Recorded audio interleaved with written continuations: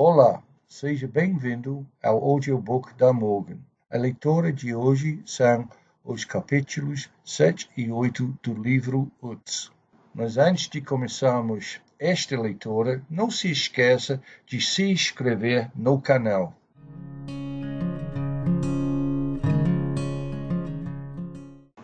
Capítulo 7. Utz and I spent the rest of the afternoon strolling through the thinly peopled streets of Malstrana, pausing now and then to admire the blistering facade of a merchant's house, or some Baroque or Rococo palace. Vertba, the Plafi, Lobkowicz. He recited their names as though the builders were intimate friends. In the church of Our Lady Victorious, the waxen Spanish image of the Christ child, aureoled in an explosion of gold, seemed less the blessed babe of Bethlehem than a vengeful divinity of the Counter-Reformation. We climbed the length of Neruda Street and walked around the Radshin, the scene of my futile researches during the previous week.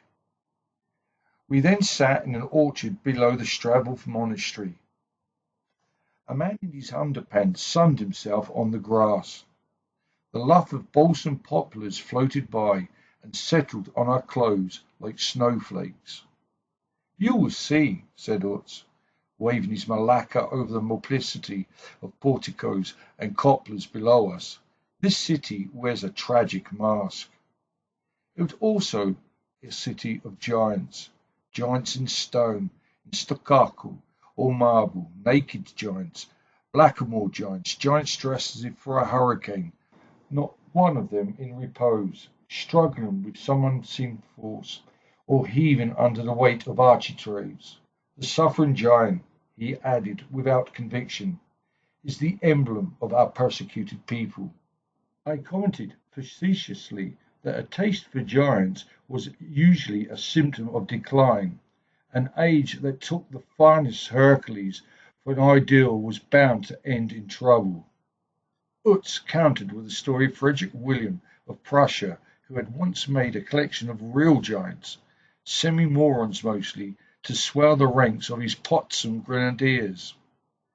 He then explained how this weakness for giants had led to one of the most bizarre diplomatic transactions of the 18th century, in which Augustus of Saxony chose 120 pieces of Chinese porcelain from the Palace of Charlottenburg in Berlin and gave in return 600 giants of the required height collected in the eastern provinces. "I never liked giants," he said. "I once met a man," I said, "who was a dealer in dwarfs." "Oh," he blinked. "Dwarfs, you say?" "Dwarfs. Where did you meet this man?" "On a plane to Baghdad. He was going to view a dwarf for a client." "A client? This is wonderful." "He had two clients," I said. "One was an Arab oil sheik, the other owned hotels in Pakistan." "And what did they do with those dwarfs?" Utz tapped me on the knee. He had paled with excitement and was mopping the sweat from his brow. "Kept them," I said. "The sheik, if I remember right, liked to sit his favourite dwarf on his forearm, and his favourite falcon on the dwarf's forearm." "Nothing else?"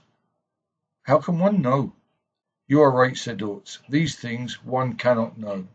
"Or would want to. And what would cost a dwarf these days?" "Who can say? Collecting dwarfs has always been expensive." "That's a nice story," he smiled at me. "Thank you. I also like dwarfs, but not in the way you think." Capítulo 8. It was now early evening, and we were sitting on a slatted seat in the old Jewish cemetery.